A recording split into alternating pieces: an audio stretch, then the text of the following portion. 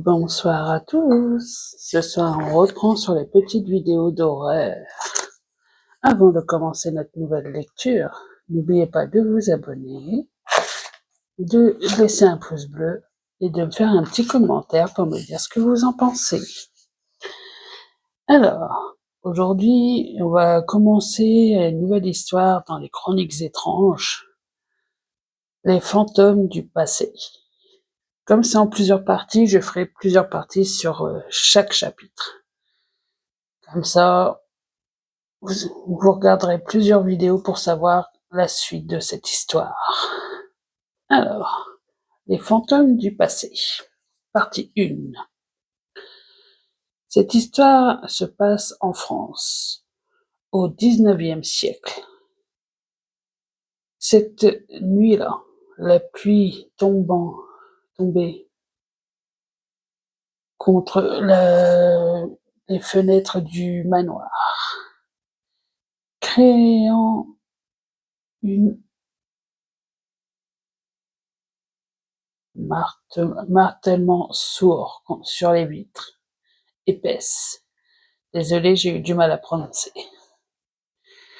Dans la pénombre de sa chambre, Geniève, le nom de famille je le dirai pas, veillait, son regard posé sur son berceau, qui oscillait doucement sous l'effet d'un courant d'air invisible. Son fils dormait.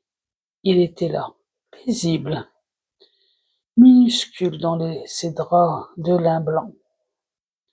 Son souffle régulier était à peine audible, perdu dans les craquements du bois et le feu qui mourait lentement dans la cheminée. Elle aurait dû être soulagée, mais son cœur battait plus fort. L'émotion, sûrement. C'était un bouleversement, un mélange d'épuisement et d'exaltation. Après des heures de souffrance, Louis était né. Un fils légitime, un héritier.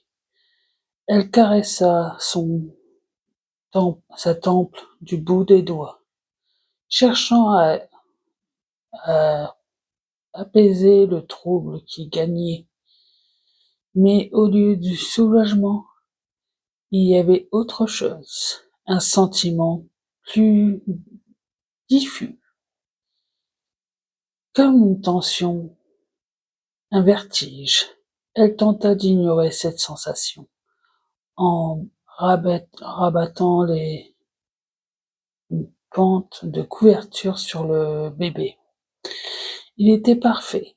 Il allait avoir une belle vie, une belle maison, un destin tracé. Un coup de tonnerre secoua les murs, et un coup d'air fit frémir les rideaux, puis un bruit léger, infime, un grattement. Elle releva la tête. Un simple craquement du bois. Rien d'étonnant, cette maison était ancienne. Mais le bruit revint. Un frottement sec, juste derrière l'armoire. Geniève se redressa, grimpant ses doigts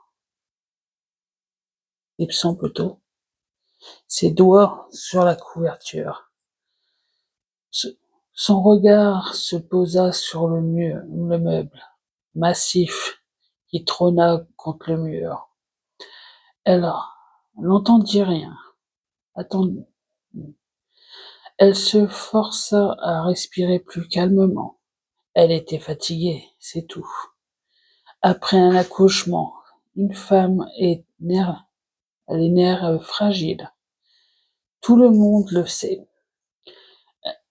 Elle voulut se rallonger, se détendre, mais au moment où elle ferma les paupières, un son plus subtil s'éleva, un murmure, une mélodie, si faible, presque un soupir, et elle la connaissait, une comptine, sa comptine, celle qu'elle chantait il y a longtemps, quand elle était enceinte.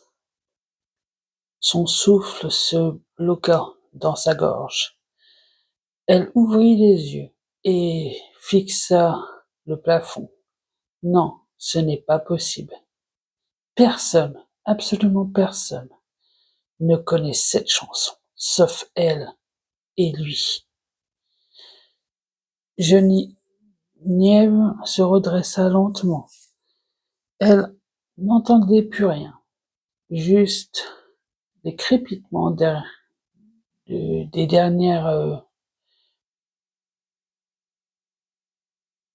brises dans la cheminée.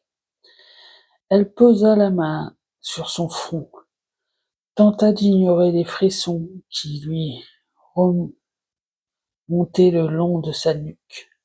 L'émotion, encore, la fatigue.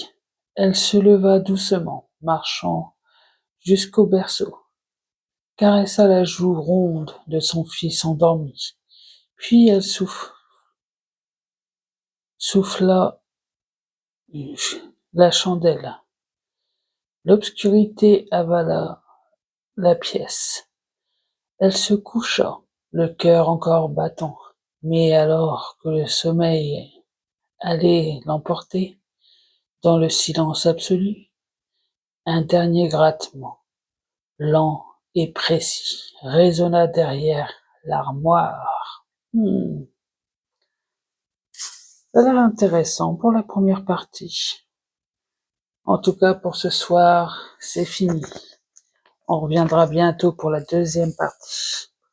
Avant de partir, n'oubliez pas de vous abonner, de laisser un pouce bleu pour pouvoir suivre les petites histoires d'horreur que je fais et de savoir la suite de cette histoire, les fantômes du passé. Ce qui a l'air plutôt très intéressant. Je me demande bien comment ça va être la suite. À bientôt et ne faites pas trop de cauchemars.